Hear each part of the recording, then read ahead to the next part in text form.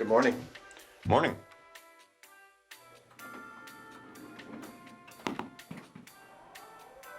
Here we go again. You ready? Hold on just a second. Okay, now I'm ready. Okay.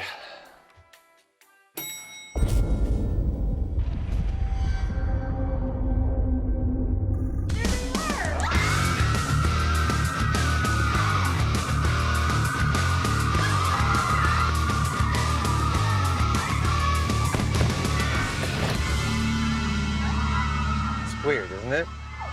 Yeah. I'm trying to figure out how we can get an episode out of this. You mean like the laws of attraction? Exactly. Let's get out of here.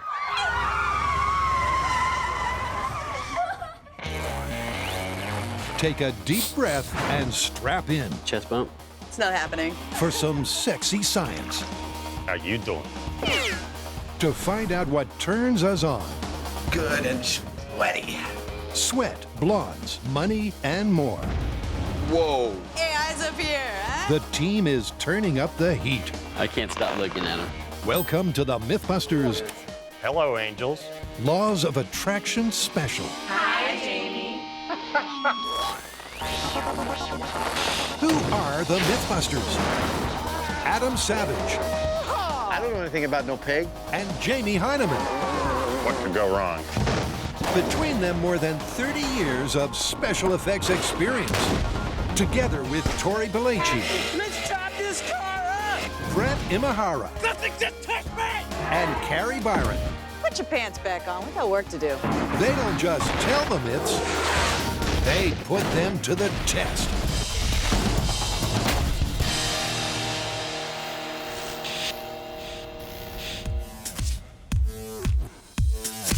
What is the science of attraction? Is this as disturbing as I think it is? The chemistry of sexual chemistry. Feel kind of sexy. What tickles our fancy and what fancies make us tick. They were definitely firmer at 8,000 feet, but not by much. And when it comes to desire, do we really conform to cliché? James, I'm frightened. These age-old questions are about to be asked and answered. But what's first? This is a good one. Apparently, people get dumber in the presence of the opposite sex. Really? Yeah, I mean, come on. Haven't you ever been tongue-tied in the presence of a lovely lass? No. Might be a good idea for you two to take... Well, I think it might be a good idea for you two to actually take the test before you... How are we going to test somebody getting dumber? Yeah, right. That is the trickiest part of this to me, because we need a test that measures cognitive ability, but it also needs to be able to measure the deterioration of cognitive ability. And I'm not even sure how that would work. Okay, well, why don't you deal with the test design, and since we're going to need to bring a bunch of people in, I'll design the test space. Sounds perfect. Let's go. So to find out if this well-worn cliché is in fact fact or fiction, Adam has researched a method to measure the effect attraction has on our gray matter. It is a brain game, and you're going to help me play it. You ready? Here's what's going to happen. I'm going to flash a word up on the screen, and you're going to tell me what color that word is, not what color it says. Here we go. 3, 2, 1. What color is that word? What color? What color? Call it out. Louder. Okay, did you feel your brain pause each time a card showed up? That pause that your brain did is your brain attempting to task switch between the reading of the word and the parsing of its actual color. 3, 2, 1, go. That pause is also called the Stroop effect, and apparently it's very, very difficult to get really good at it. Orange, orange. Which makes it the ideal test for our needs for this myth. Green, 58 seconds. Blue, Yep, repeatedly taking the test yellow, brown, 55 seconds. results in a constant time, Red, brown, a time that accurately reflects speed of cognition. 54.5 seconds. So each volunteer will establish a baseline and then, in the presence of a member of the opposite sex, retake and see if they get dumber. 56 seconds. Meanwhile, Jamie has the perfect location in mind. Welcome to the inside of my brain. Actually, It's a lot darker and scarier in there. Anyway, what this is a commercial film stage, and it's the kind of place that Adam and I have spent decades filming commercials and movies and things in. Oh, stands by itself. What could possibly go wrong?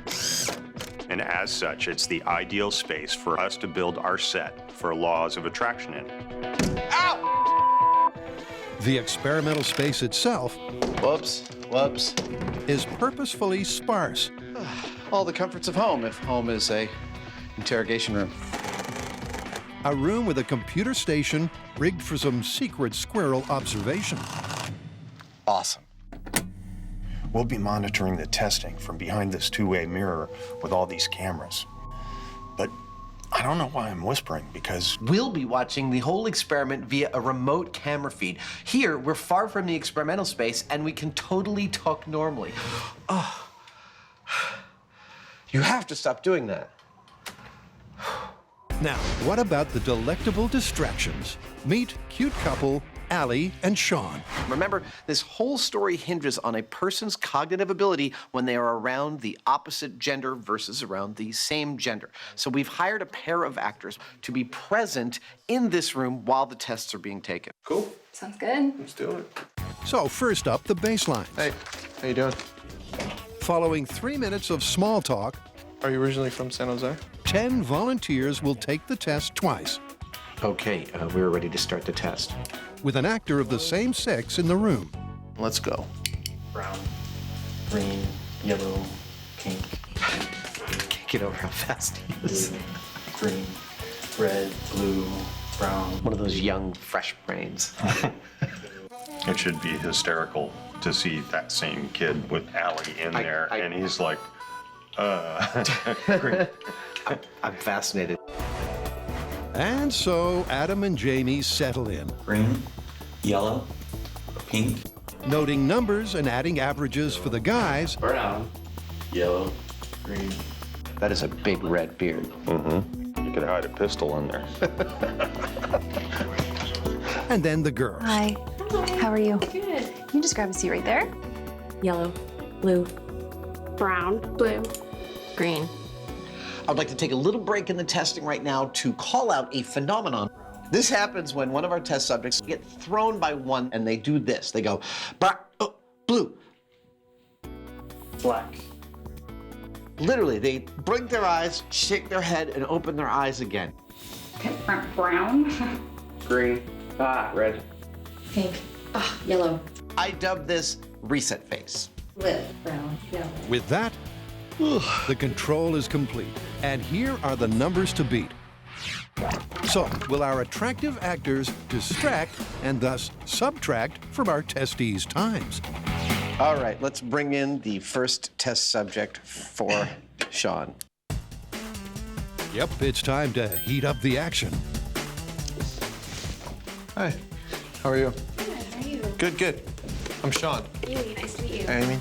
With Sean weaving his magic, Actually doing it, yeah. will the women waver? I don't know if it's just me, but she seems like she's maintaining an awful lot of eye contact. He's got a little bit of Italian stallion going on. Yeah. But despite Sean's obvious allure, our first female is, well, not phased at all. She averaged 54 seconds the first time. If anything, she was a little faster. Yeah. Thank you. Almost 10 seconds faster. Where are you from? And it seems, contrary to the cliche, Yellow. as each new time is logged and noted, Green. She averaged 39 seconds in her first test with Allie and 37.5 in her second test with Sean. that overall, a member of the opposite sex Hey, how are you? Good, hi. does not affect women's cognitive ability. Pink, green. They respond to Sean, they're just not distracted. A result that's borne out in the numbers. As far as women are concerned, this cliche is clearly busted. But the guys are still to come. He's looking at his shoes. Will Allie's feminine charms cause confusion?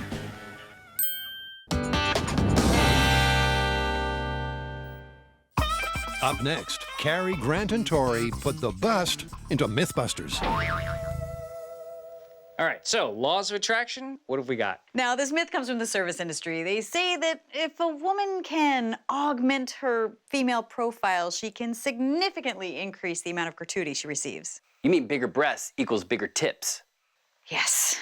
I can't wait to see that. For science. Yep, it's an age-old service industry adage. When it comes to top tips, are big breasts really best? Or is this simply a misogynistic misnomer? All right, I think it's clear for this plan. I'll be the augmented, since you two would make some pretty scary chicks. Did you see me as Sandra Bullock in the Speed episode? Yes, I did. All right, fair enough. We're gonna need a place where you can get a lot of tips on a daily basis, like a coffee shop. And we're gonna have to cover a variety of different sizes. Let's do small, medium, and huge. And we're gonna have to give you some kind of a disguise so people don't know what we're doing. All right, so I'll work the same shift at the cafe every single day, each day with a different breast size, and we'll see how the tips average out. I like it. Very Mission Impossible. I think we got some boob shopping to do. For science.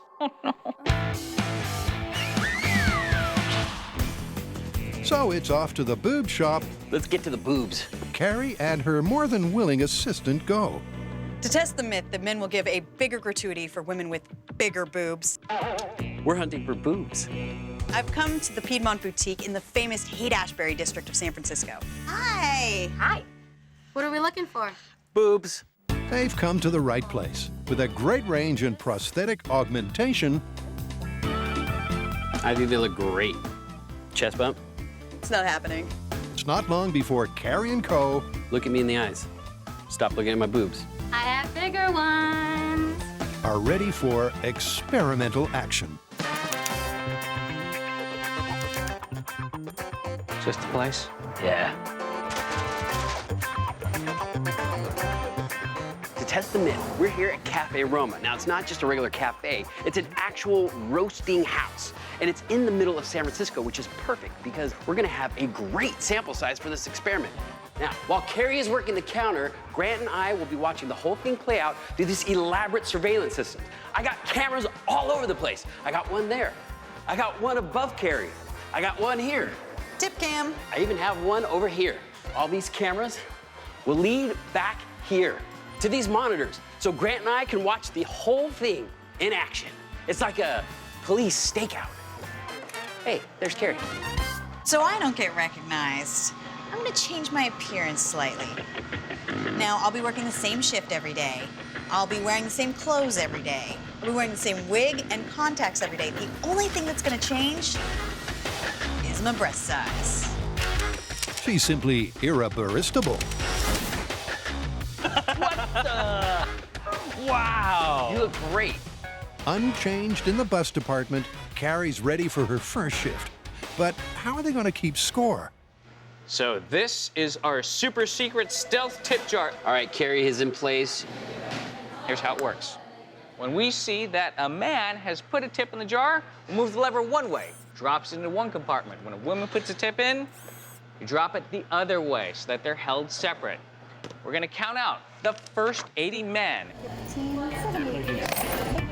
Tip number 1 is in the jar. At the end of that period, we'll take the money from the men only, count it up, and that will be our average tip. An average to compare with Carrie's earnings when she has an altered cup size. She's doing great. Anything else for you? And by ensuring she gives the same level of service every day, the only variable will be her breasts. 45 cents a change. I'll give her one thing. She is amazing at customer service. Thank you. Out of 100. Look at him. He's looking at a Oh, little he's smile. smiling.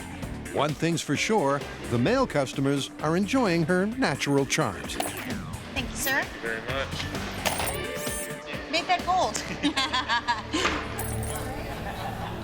All the men are flirting with her. He's like, I'm in no hurry. Aw, thank you. However, Carrie understands the basics of the service industry. Yeah. The clue's in the title. Thank you. 170. Fundamentally, it's about good service, Okay, anything else for you? hard work, Large, fat, sugar-free vanilla latte. and a personal connection.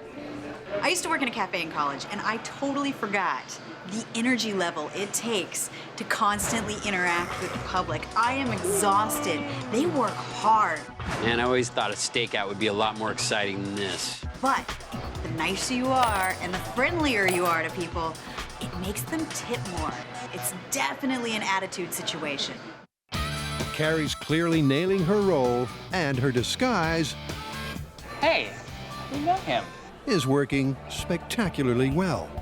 We know that police officer, and he does not recognize Carrie right now. He does not recognize her. But Carrie Byron. the bottom line is a food baseline.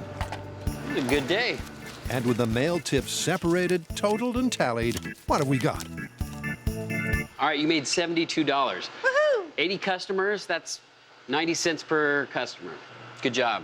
Now that we have a good baseline, it's time to manipulate the size of her breasts. My feeling is, I think bigger we go, the bigger the tips are gonna be. Now understand that this is science. This is an anthropological survey on human behavior. This is psychology. But all I can think as we're doing this is how weird it is that Tori and Grant are talking about my boobs. It's like your brother seeing you naked or something. Ugh. Ugh.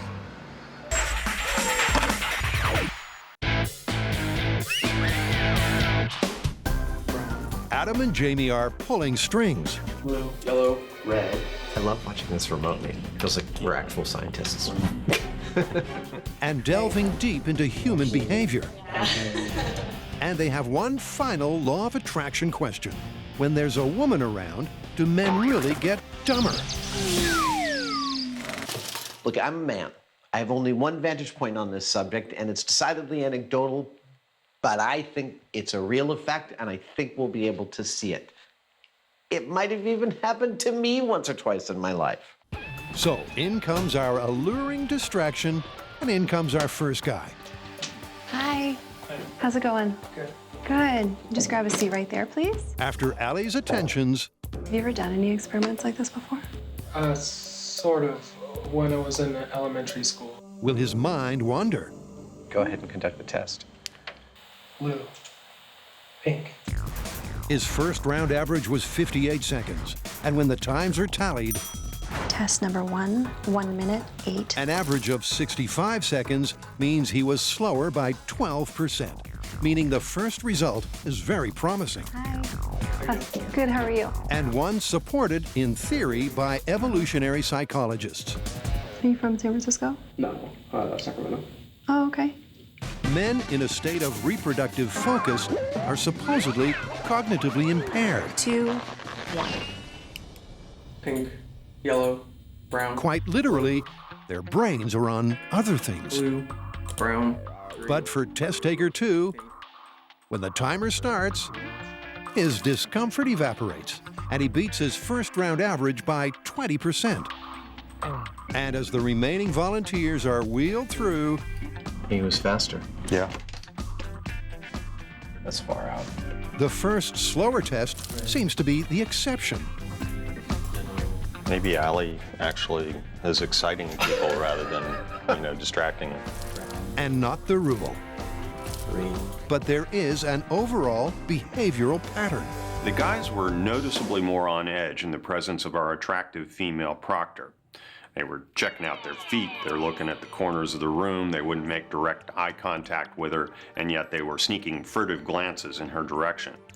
And that makes me think that that kind of behavior might just be where this myth came from. One thing's for sure, No difference. this myth is on its way to the busted bin. Blue. All right, that's all I need. Well, the results are in. Now, let me remind you that if the myth was true, we would see a decrease in performance in our test subjects when they took the test in the presence of a proctor of the opposite gender. Now, get this. Not only did we not see a decrease in performance, we actually saw a mild improvement. Jamie, why don't you tell these people our conclusion? Well, I wasn't expecting to see much from the women, and we didn't, but I was all prepared for the men to become blithering idiots. After all, there were studies done that indicate that that is the case. However, based on the test constructed here with our methodology, which I feel pretty good about, We didn't see anything. nope, the myth is busted. I still think we should have put her in a bikini. There you go, thinking out loud again.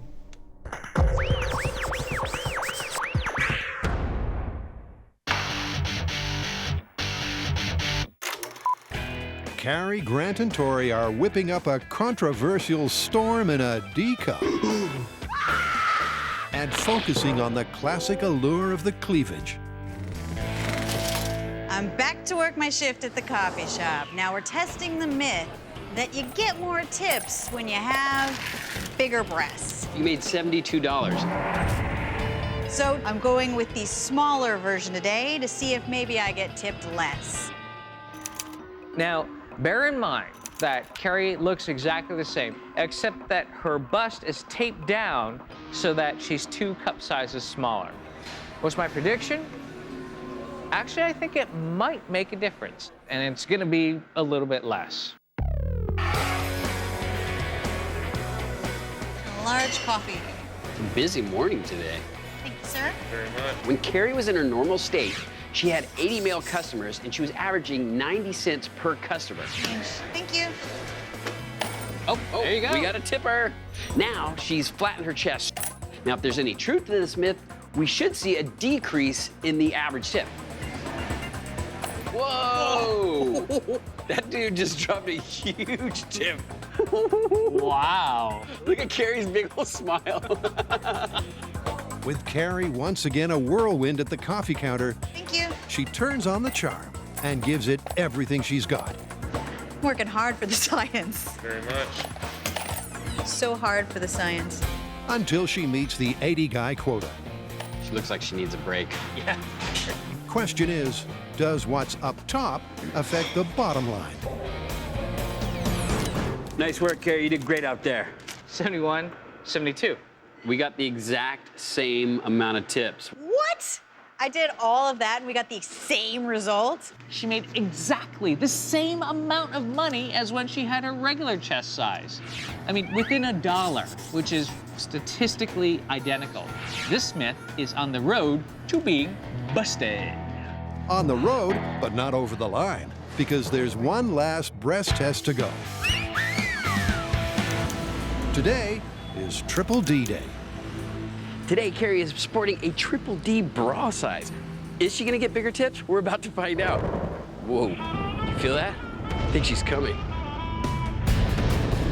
I'm very curious to see if my current ginormous breast size is gonna have any impact on my tips. If the walk over here is any indication, gentlemen are noticing. That much is clear. Whether that makes them less stingy with the tip jar, we'll see. What's up? After an eyeful, Hey, eyes up here, huh? Grant, for one, is optimistic. I think that she'll have an easier time connecting with people, and they'll be more interested in talking to her. And I think that this just might make the difference. He's just staring at the boobs. He's thinking really hard about something. And tipped. I guess her milkshake brings all the boys to the yard. Now, before you cry foul, here's Grant with some science. All right, I know what you're thinking. You're thinking, why are you guys doing this? This is absolutely ridiculous. Like, he keeps looking down. But as it turns out, there are some good reasons why this might work. Thank you. He tipped. All right, cool. Biologically speaking, the instinct is to associate larger breast size with nurturing and fertility. Thank you. They're just happy guys. Oh my God. They tipped. Which will allow people to possibly connect with her more. And we got a tip out of him. Wait. Oh, he put in $2. What? $2, people. Thank you. Which could lead to bigger tips. Is $1 for both of you. Thank you. In its broadest, most reductive form, Oh my God, look at them. They're like trying not to look, but they can't help it. It's like their monkey brain's taking over. evolutionary theory suggests that a full cleavage is a visual indication of reproductive potential. Thanks. He's still checking her out. It's instinct. And in a positive feedback loop, men who find that trait attractive are more likely to be reproductively successful. I think he forgot his drink. But that's the theory. Ooh. Look, did you just see that? Yep. The knowing bro look. Yep. They both know what they're thinking about. How do the numbers See how much we got here. stack up in reality? 3, 4, 5, 6, 7, 8. That's $98. That's way more than yesterday. A statistically significant 30% more, meaning this myth is controversially but firmly concluded. So it turns out the size of your breast does have an effect on the size of your tips. Now, Carrie's male customers were tipping about 90 cents per customer. But when Carrie put on her big boobs, the average tip increased to $1.23. That's significant. Woo! These things are earners. Cool. I can't stop looking at them. The boobs may have bamboozled Balachi, but he and his fellow males were not the only ones. The results from this experiment were really interesting. Now, men gave 30% more in tips with the big boob size. But more interesting to me is that women gave 40% more. I think this must be primal. Bigger boobs just yield more satisfaction.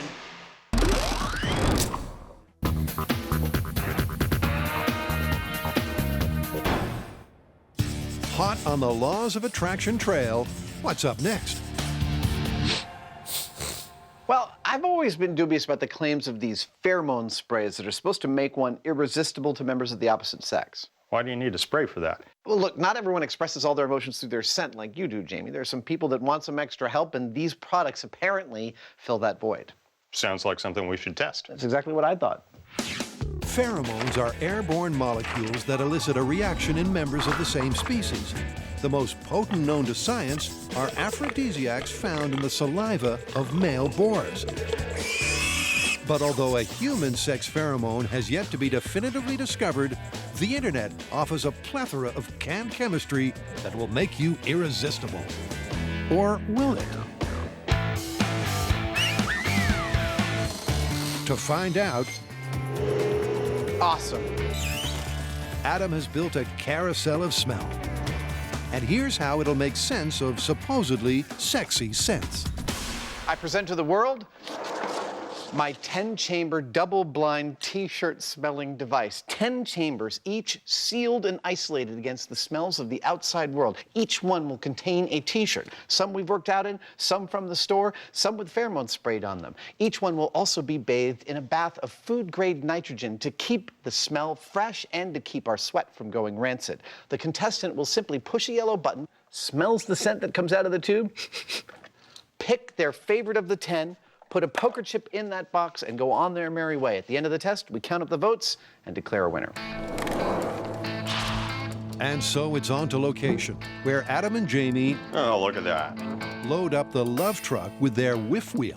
And we'll ask 50 ladies to pick their favorite fragranced T-shirt.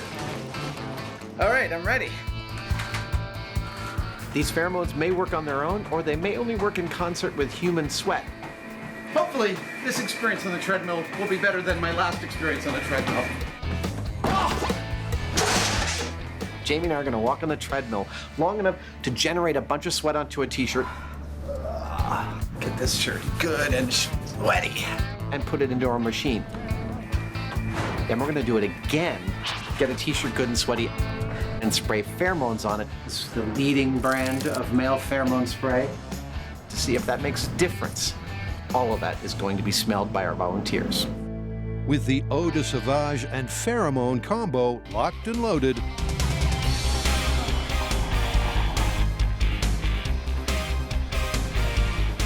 This thing only goes up to 6 miles an hour. a hot Heinemann Get some good Hoosier sweat on there. does exactly the same. That's 4 filled and sealed. What about the remaining 6? A T-shirt straight out of the package that we spray with pheromones. And finally, now it's time for our real controls. T-shirts fresh out of the bag with nothing on them, no sweat, no pheromones, no nothing. with the 10 T-shirt choices in their numbered chambers, it's time to wheel in the unsuspecting, nose-wielding women. Go down the path and hang a right. With our vessels pressurized, the shirts loaded, and our volunteers standing by, it's time to start conducting this test.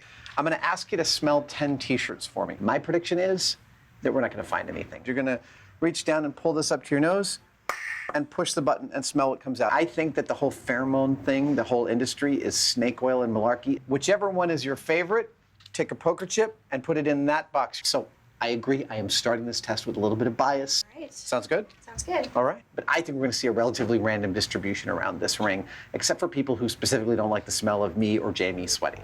Adam is clearly not convinced the controversial canned chemistry has any scientific merit. That's 10. Which one do you think you prefer the most? So he's not surprised by the early spread of reactions. I think I like number 1 the best. That's some data for us. Thank you so much for helping us out.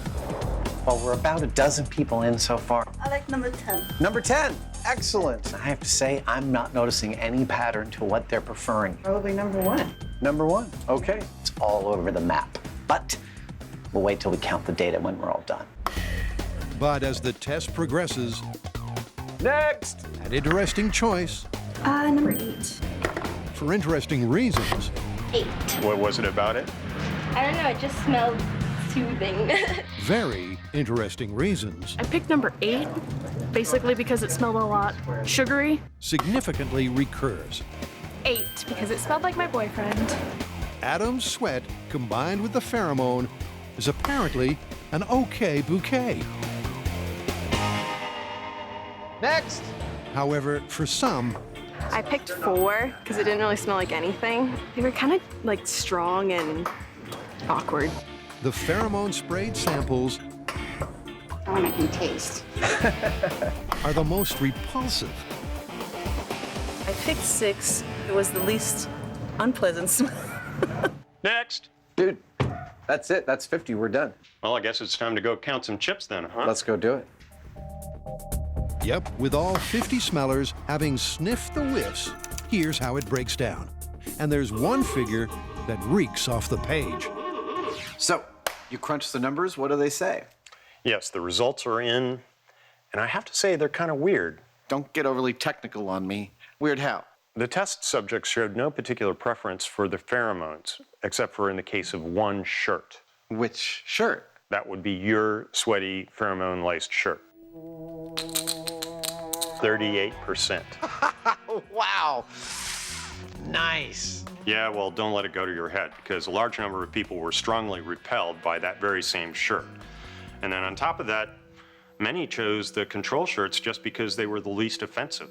I guess that what we can say is that there is some effect for some people, but as far as the manufacturer's claims that these sprays will make you irresistible to women, this is totally busted, especially when you factor in my irresistibility. Yeah, it's busted. Wait, what's busted? My irresistibility or the pheromones? I don't know, take your pick.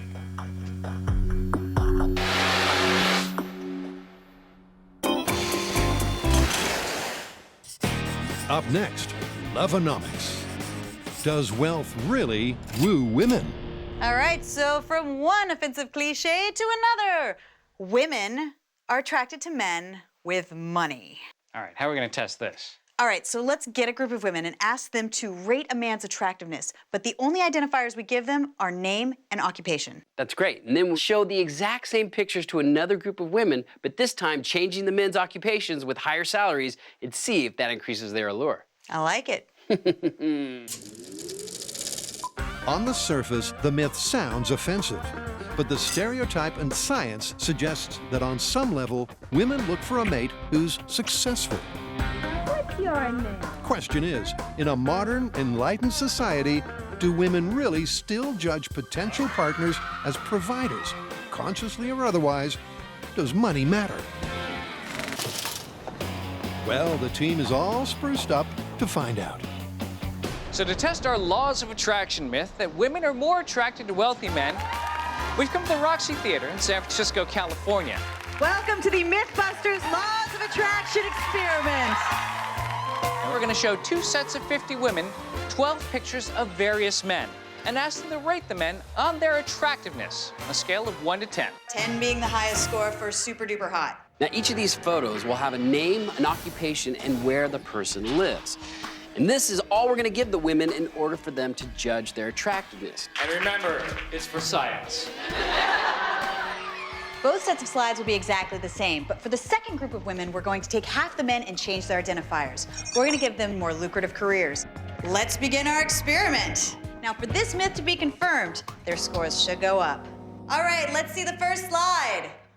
So we are intentionally staying away from sexier jobs for this experiment. This is Matt. He's a barista from San Francisco, California. But we are picking jobs that tend to have higher salaries. For example, here, Martin, in his first round, he's gonna be in retail. This is Martin. Customer service retail in Oakland, California. But in the second round, he's gonna be a vascular surgeon. Let's see how the women respond to that. Let's bring on the next slide. Michael, a dental assistant from South San Francisco, California. These reactions are killing me. This is Jeremy. He's that cafe manager from Oh, it's getting ugly. These girls are brutal. They're not holding anything back. I'm glad we're not in these slides. Woo. And with the brutal beauty contest concluded, and before the scores are tallied, Just so you know what a 10 looks like, I've got 2 examples right here. Get out of here. Carrie's curious to find out who found who attractive and why.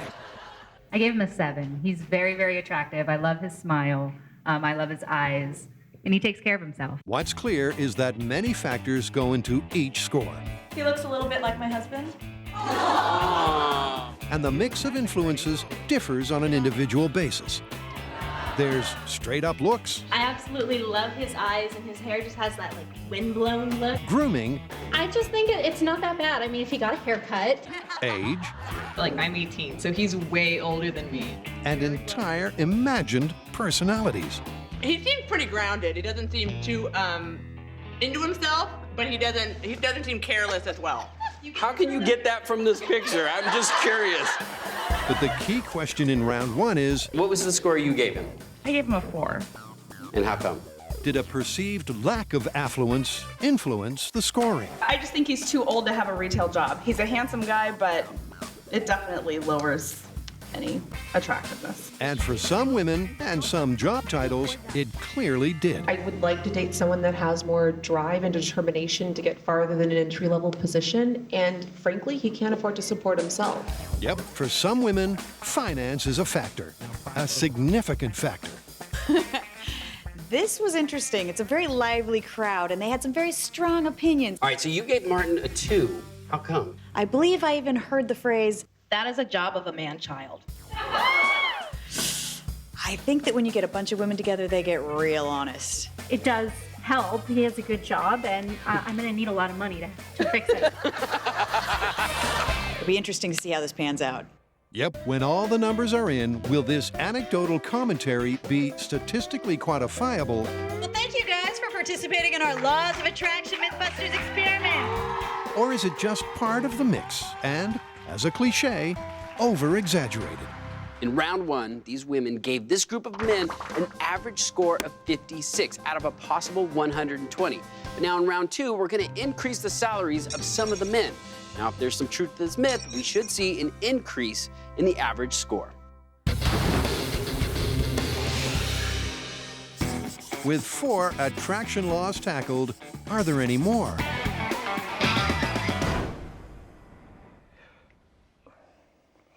I know. How about women prefer guys with big mustaches? I haven't heard that one. I'm pretty sure it's a thing. I don't think so, man. Oh. How about gentlemen prefer blondes? That is a good one. Let's totally test that. But wait, how do we test that? What do you mean? Well, I mean, if we take a blonde and a brunette and we ask some random people who they like better, how do we accommodate for the fact that they have totally different personalities? Wigs. Yeah.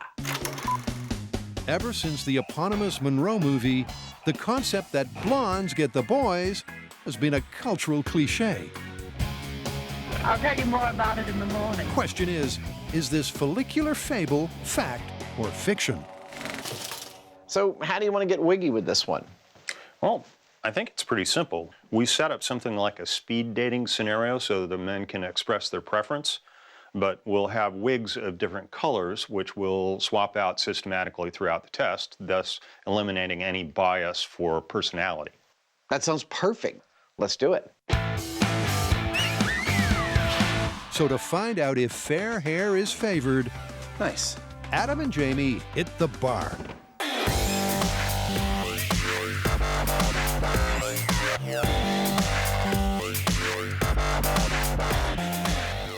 So how is this speed dating thing supposed to work? Well, we'll have 9 women. Hello, angels. 3 blondes, 3 brunettes, and 3 redheads. Hi, Jamie. They'll be meeting 9 men round robin style, and the men will be rating them based on their attractiveness and likability. And just like in real speed dating, their conversations with the women will last a limited amount of time. In our case, 3 minutes. Go. Matthew. This is awesome. When the time is up, the bell will ring, and the men will get up and score their date. After all 9 of our male test subjects have talked to all of the girls, we're going to send the guys home, bring in a new set of 9 guys, howdy guys, and conduct the test all over again. In the interim, we will have changed the hair color of all the girls. We're using really expensive natural hair wigs, and we've hired Willette and KK, industry professionals specializing in wigs and makeup. With their new wigs on, they will talk to our second set of male test subjects, and when they're done with them, we'll send them away and bring in a third set of men. Again, changing the hair color of all the girls. In that way, each of our actresses gets to perform this test as a redhead, a brunette, and a blonde. How you doing? How they're doing Commence the hubbub is just great. The guys are aware they're being filmed, but don't know the purpose of the test.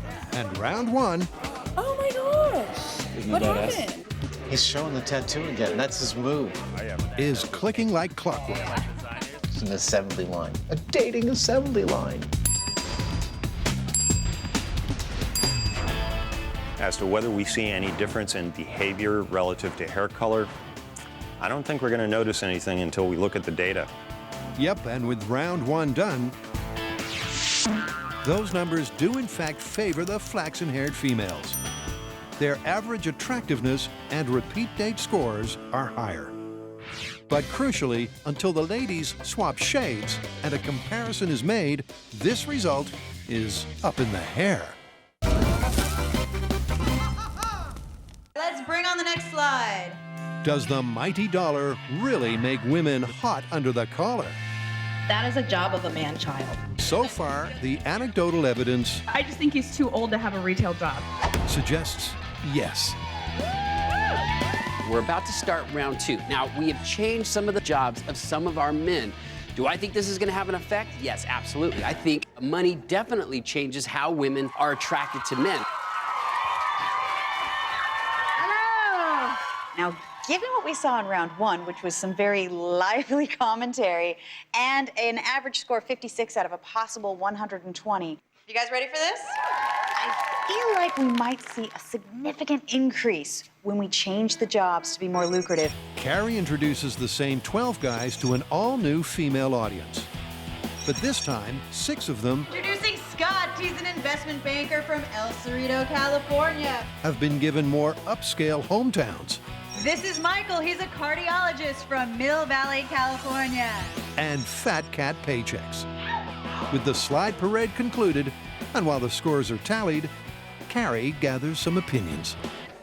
All right, so with a show of hands, who based their opinion on how attractive these guys are solely on looks? Okay. All right, now what about just purely money? Did that influence any of you? Wait, what did you say? No, it doesn't matter because we work. That's not so good for the myth. But as the crowd warms up, Got great smile, his eyes giving you contact. He says, come right here, I'm gonna have fun. a few women indicate higher paid positions may make a difference. You gave him a what? An 8. An 8. Why? Because he's a cardiologist. Enough said. Now, one thing that was interesting with this group is when we started asking them as a group in public, they all seemed to say money didn't matter. All right, guys, thank you for coming out to our Laws of Attraction MythBusters experiment. It'll be interesting to see what their scores were when they were writing them down in private. Only the cold, hard numbers will tell the real story. So, we had 12 guys.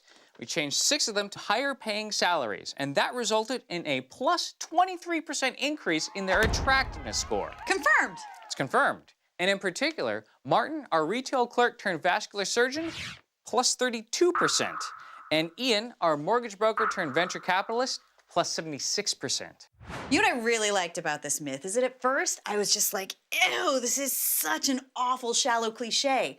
But then when you break it down, bigger breasts represent fertility. Men are attracted to that. Wealth is just an indicator of being a good provider, like a lioness will pick the biggest, strongest lion, the leader of the pride. There's a reason for the cliche. It's biology. Confirmed, both of them. The myths.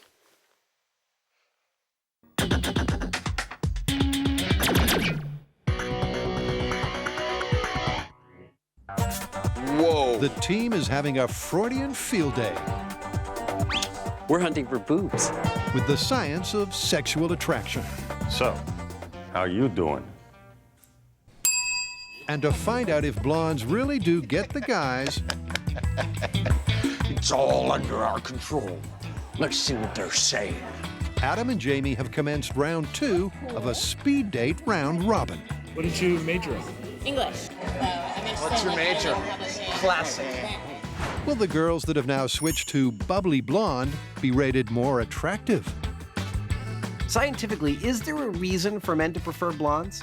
Well, during the last ice age, a blonde hair genetic mutation occurred, and because it's a recessive gene, sexual selection must have played a part in its propagation.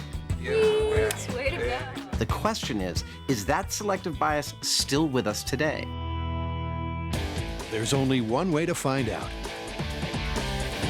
Here we go. It's the third and final round. They're all talking about working out.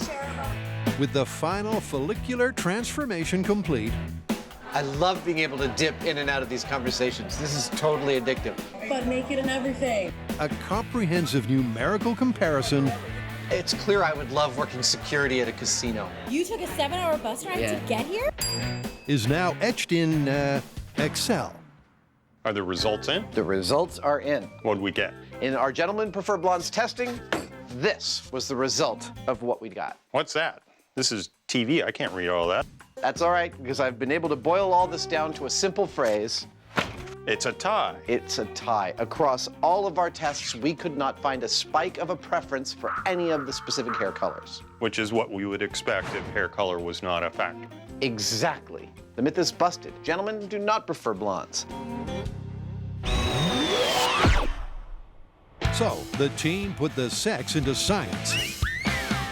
And when it comes to attraction, there may be biological laws. It's like their monkey brains taking over. But beauty is most definitely in the eye of the beholder. How you doing?